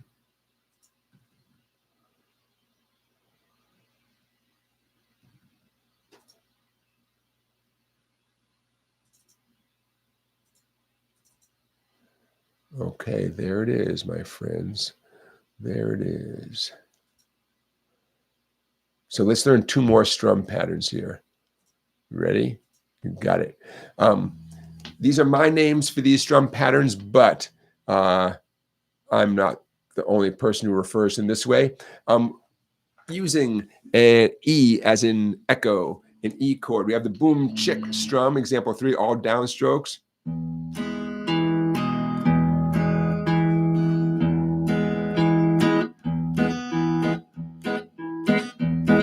See what's called boom chick? Easy peasy, right? 6 string. And then a light strum, the 3 treble strings, and the 4th string, and a light strum in the treble strings. Boom chick, boom chick, boom chick. Good for medium and faster tunes. You can make things staccato, like after I strum the treble strings, my picking hand kind of snaps back and mutes the sound, keeping them from ringing. Okay, and lastly, the boom chicka strum, extremely similar, but a down up.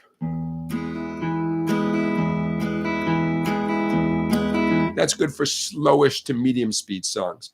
Boom chicka, boom chicka, boom chicka, boom chicka.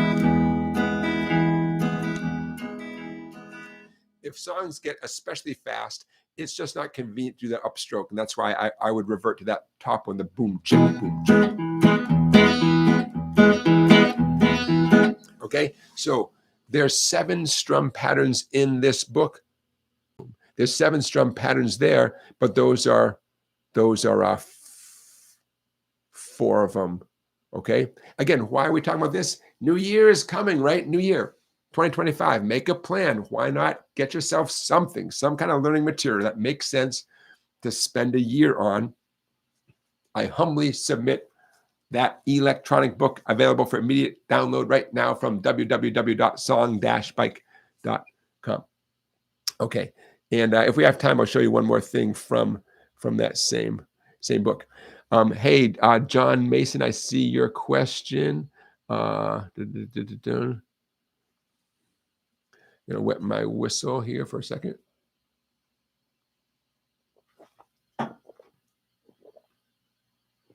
Okay, John, I'm reading your question. John, I'm laughing because you just described my life in a nutshell.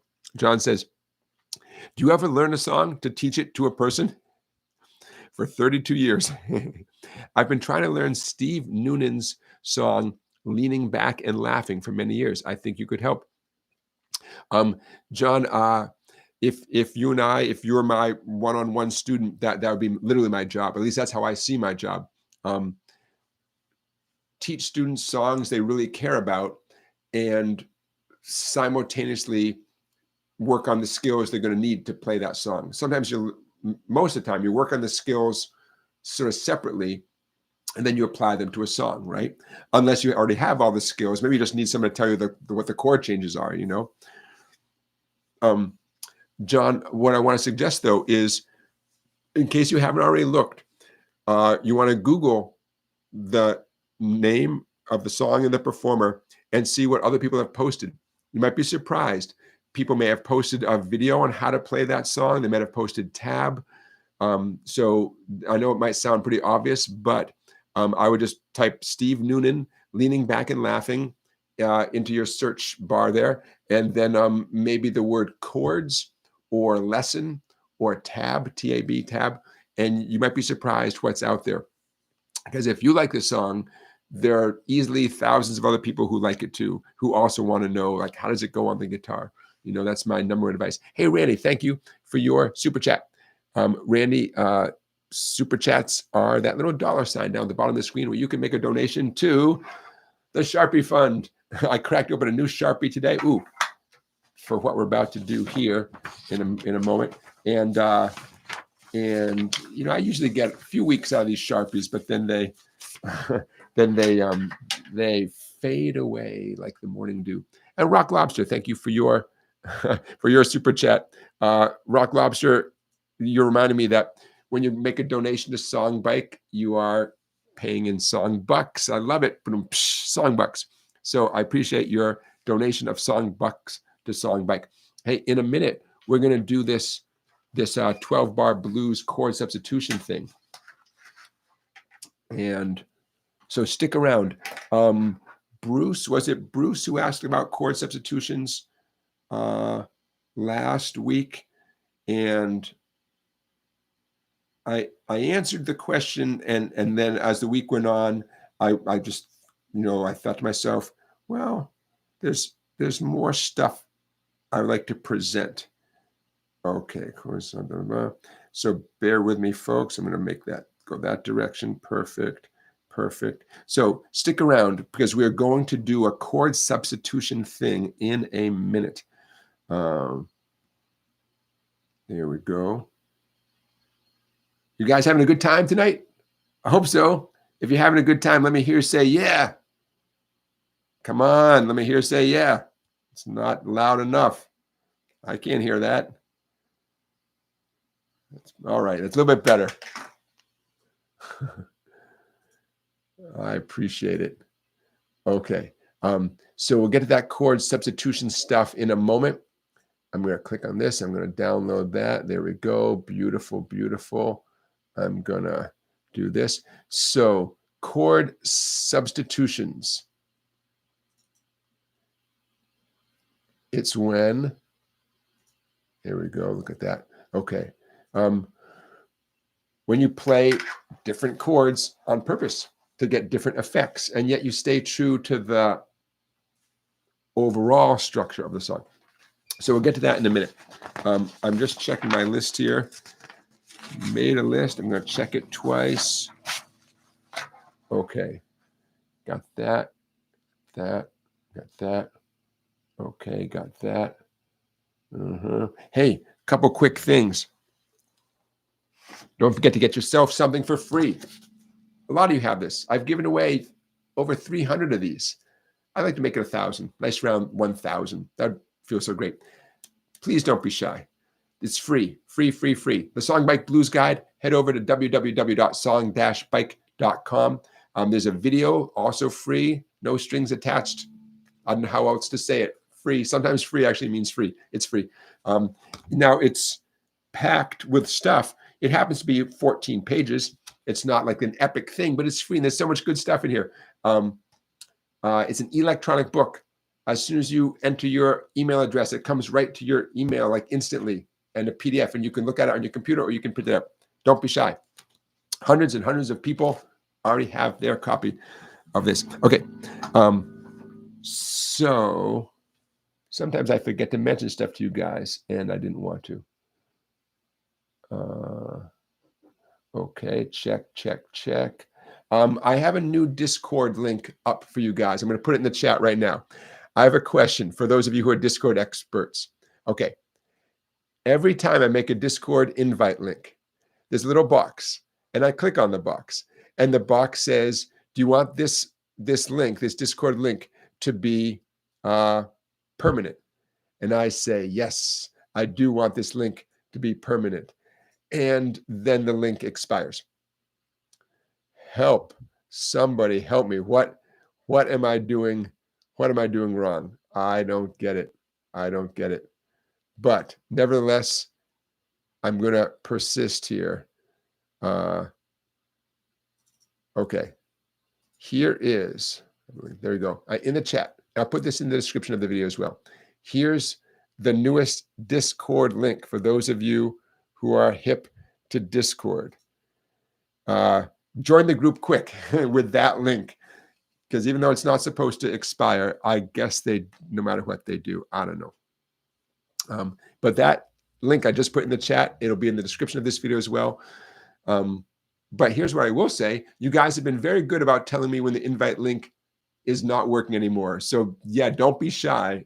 I know what I'd do without you. You guys, I really appreciate feedback like that. So there you go. For those of you who are Discord kind of people who want to chat about guitar stuff, that link is the way to go. Wingo says that link worked for you. That link I just put in there just now. Good. Okay, so I want to check that off my list. Oh, I mentioned a Bruce Springsteen quote. Bruce Springsteen, I saw a little clip of Bruce Springsteen on social media. It was from many years ago. He was on the Charlie Rose show. And Charlie Rose is saying, you know, Bruce, you're a genius. And Bruce Springsteen is laughing his head off. And Charlie Rose says, no, seriously, man, you did all this stuff. You learned how to do all this stuff. You didn't have a teacher. And Bruce Springsteen, very, it's very so you almost miss it, because he goes on to say more stuff. He said, well, there are a lot of teachers. And then he goes on and talks about stuff. And I thought, yeah, man, you know, there's a lot of teachers, right? Everything that we all do every day, musical and non-musical, there's teachers all around us. We are being taught all the time. And it was just interesting that I heard Howard Stern say the same thing in another Bruce Springsteen clip. Wow, Bruce, you never had any teachers, you know? And you know, there's lots of teachers out there, right? You guys have taught me how to use Discord, you know? So it was just interesting to hear him say that, instead of just saying, yeah, it's really amazing that I created a musical career for myself without having a teacher tell me what to do. I liked how he just said, oh, you know, there's a lot of teachers. And it seems, yeah, I don't know. It struck me as very honest and sincere and direct. Okay. All right. So my friends, let's do this. Let's do this chord substitution. The context here is a 12-bar blues context, 12-bar blues in the key of A. Take a look at that. I bet that is big. Ooh, look at that. Holy cow. 12-bar blues with substitutions in the key of A. Okay, let's get the 12 off the table. 12 bars means 12 measures. And you see 12 boxes of music, 3 rows of 4 boxes of music there.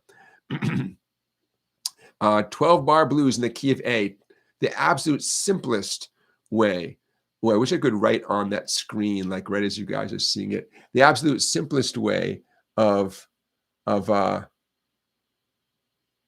looking at a 12-bar blues in the key of A.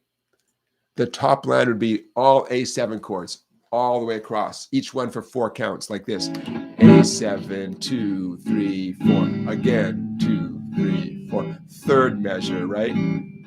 Fourth measure. And then finally you change to the D7 for 2 measures. And then back to the A7 for 2 measures, right? The absolute most basic 12-bar blues. And then E7 to D7 to A7, and then some cute little turnaround or the 5 chord, the E7 chord. What I just said, I'll put that in the description of this video. The absolute simplest 12-bar blues in the key of A with no wackiness, right? No substitutions, no little things. Okay, so what are you looking at right there? Well, the first measure, A7. Okay, the second measure. When the second measure is different than the first measure, that's known as a quick change. And the quick change is always the 4 chord. In this case, A7 is the 1 chord because we're in the key of A, so D7 is the 4 chord. So the quick change itself is kind of a chord substitution. In this case, it's that a D7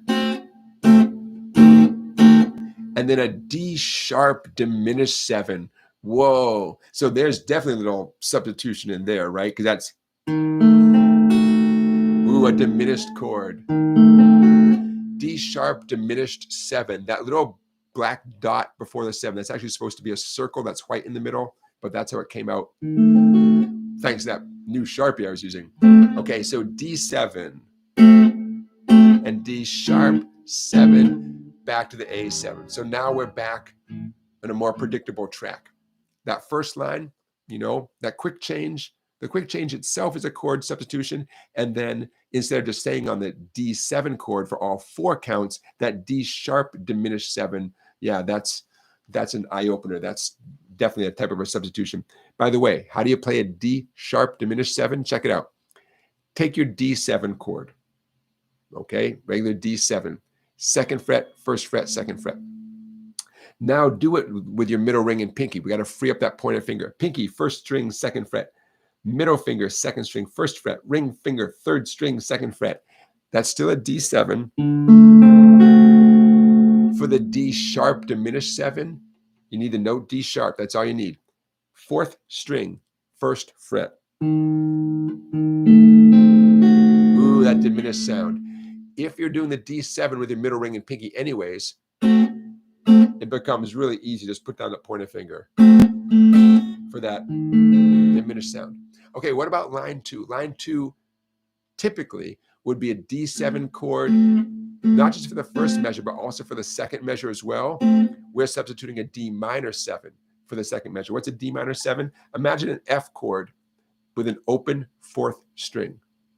So you're going to bar 2 skinny strings, 1st fret, 3rd string, 2nd fret, middle finger, but open 4th string. So we have D7 for 4, and then D minor 7 for 4. Also very, subtle, but ooh, cool little substitution. And then back to the A7. Okay, line 3 is supposed to start off with a 5 chord, E7, but it doesn't. It doesn't. There's a let's call it a secondary dominant.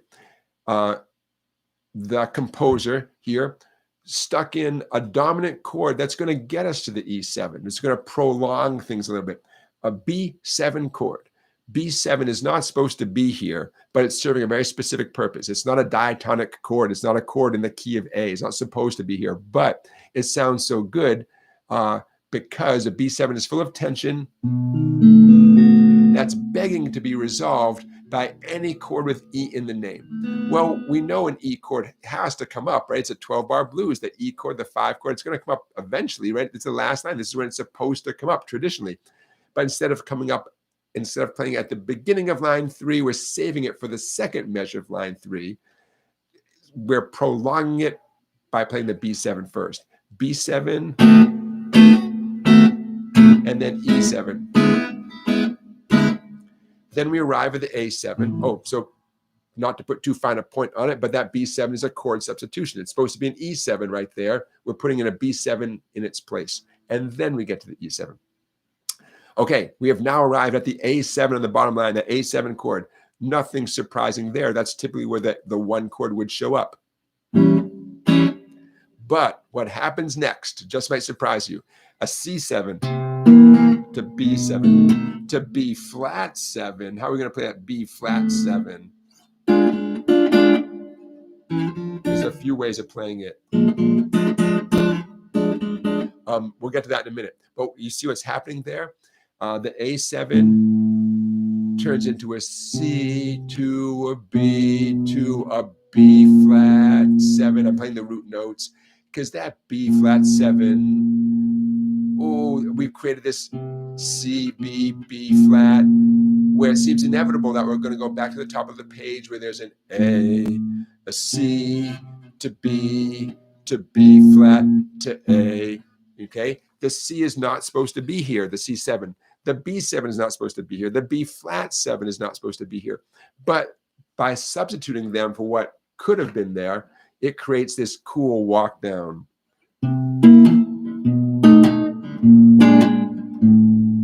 As long as we get back to that A at the top of the page, life is good. So those chord substitutions, C7 to B7 to B flat 7, those chord substitutions help get us there, help get us back to the A. Right, so yeah, descending, DAC poet says descending, you got it, right?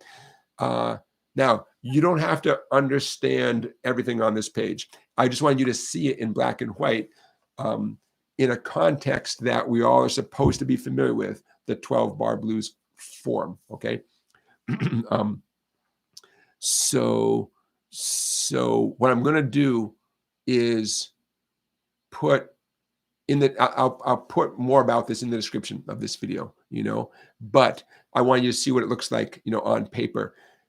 This is a perfect example of how blues, how jazz grew out of blues.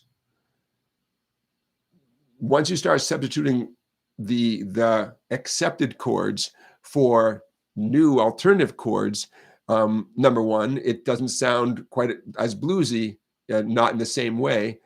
Number two, it opens up new possibilities for the melody. The melody can do things that reflect these new chords. Well, you take blues music and you make the, you know, you shake up the expected chords with some unexpected chords. The melody now can have notes that weren't necessarily being used by the blues singer, by the blues player. There's your jazz, right? That's, at least as far as I'm concerned, this is a really great example of what used to be blues and became jazz, you know, and then it kept growing and growing and growing. But to this day, you'll hear jazz players tell each other, oh, let's play such and such a song. Don't worry if you don't know it, it's just a blues, meaning it's almost certainly a 12-bar format with some substitutions, but it's still a blues. It's still a 12-bar format. And if you are a hardcore jazz player, you're familiar with a lot of the most common chord substitutions, and it's a relief to know a song is, quote, just a blues, because you have your footing there, you know? Okay, so I just want to throw that your way. There we go. Check it off my list. All right. I'm probably forgetting something. I'm looking in the chat to see about your questions. That's why I'm here, my friends. I am here for your questions. Oops, what happened? Come back here. Come back here. There we go. I know we're going to wrap up in a minute. I want to wish you a Happy New Year before I forget. New Year's coming up. A couple more days. Be safe. Make good choices. Have a good time. Either play your guitar or go out and listen to some great music. Maybe you can find a way to do both. All right. Hey, one more show and tell. There's an Instagram page I follow called Cats on Amps. Exactly what it sounds like. And my wife made me my own Cats on Amps calendar. The Instagram page offers a Cats on Amps calendar, but what's better than your own cat or pair of cats on different amps? And my wife went the extra distance, man. She found some very sweet amp heads. Friedman, bright red. That's a showstopper. She's got expensive taste. Let's see. What about pretty expensive Soldano amp there? Kind of a bright lavender. What color would you call that? I don't know. That's something else, man. Anyways, I just want to share a little thing like that with you. The Cats on Amps Instagram page is very fun. If you're on Instagram, check out Cats on Amps. And maybe you can make a calendar for yourself as well. All right, you guys. On that note, is it possible? Is it possible that I did what I wanted to do and taught you guys some stuff? Ooh, we didn't get, okay, one more thing, and I'll say goodnight. We didn't get to the last thing from the year one book. I got one more for you, and then I'll say goodnight. Not that one, not that one. Okay, speaking of 12-bar blues, how about your first 12-bar blues? Look at that. There we go. First 12-bar blues. Should you invest in yourself and get a copy of the, oh, I don't want that, of the, that's the one we want. Get yourself a copy of the Guitar Year One book. Here's an example of what one of the many things you'll find in the Guitar Year One. A 12-bar blues, hey, it's in the key of A. Is that a coincidence? Kind of, but let's go with it. There are pages that lead up to this page, right? But this is like a project, not going to take you a year, but within your first year, you should be able to play through something like this. 12-bar blues with variations. What does that mean? Well, we have your basic shuffle pattern. I'm going to play slowly and talk as I do it. Your basic shuffle pattern. Here's the key of A shuffle, or the A shuffle. Here's a quick change to the D shuffle. Back to the A shuffle with a little variation. Second line, A shuffle, another variation. Here's the D shuffle. I'm on line 2. D shuffle, hear that little 3-4. Back to the A shuffle. Like that variation. Here comes the E chord. Last line, D shuffle. The A shuffle. And a turnaround. There you go. 12-bar blues, right? With some nice little variations. Sounds good even without singing, right? Okay, so I want to throw that your way as one more example of what you can find in this e-book. And I hope you get yourself a copy and enjoy every page.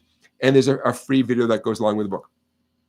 No matter what, start thinking right now, if you're not already thinking about it, what's your plan for improving in 2025, and also some very specific goals. It really, really, really helps to set some very specific goals for what you want to be able to play by the end of the year, by this time next year, right? All right, you guys, on that note, hey, everyone's saying Happy New Year down there in the chat. Excellent. Happy New Year to you guys as well. Scott, Randy, DAC Poet, Thunder Ace, Tasha, who else? Joseph, Jim, Wingo. Who else is still in the chat here? Chris Creates. Hello, Chris. Who else is here? Everybody. I'm going to wish everybody Happy New Year. Personally, one of my favorite days is New Year's Day. I just love New Year's Day. It's a beautiful thing. Rock Lobster. Happy New Year. What a year it's been, you guys. We've done probably, I don't think we missed too many Saturdays here, right? We probably did maybe 50 of these live streams, or high 40s at least, right? That's a lot, man. So much fun, though. So much material. And there's always more to talk about. What a year. All right, let's make 2025 the year where you get a lot better at the guitar. It's going to take work. You have to practice, play every day. But, there's tricks, right? You find some that motivates you. You find a song or a skill that you want to get really good at. You think about what do I need to do? What skills do I need to be able to play that song? Get some building blocks. Think a year, such a long time, right? This time next year, right? Set a goal for yourself, see what you can do. All right, you guys. On that note, I'm going to say goodnight. Wish you Happy Hanukkah for those of you who are still celebrating Hanukkah. Happy New Year for those of you who celebrate New Year and New Year's Eve and New Year's Day and everything. I'll see you next Saturday, which is just January 4th. Sounds good to me. I'll see you January 4th. Have some fun. Take care of yourselves. All right. All right, you guys. I'll see you in a week.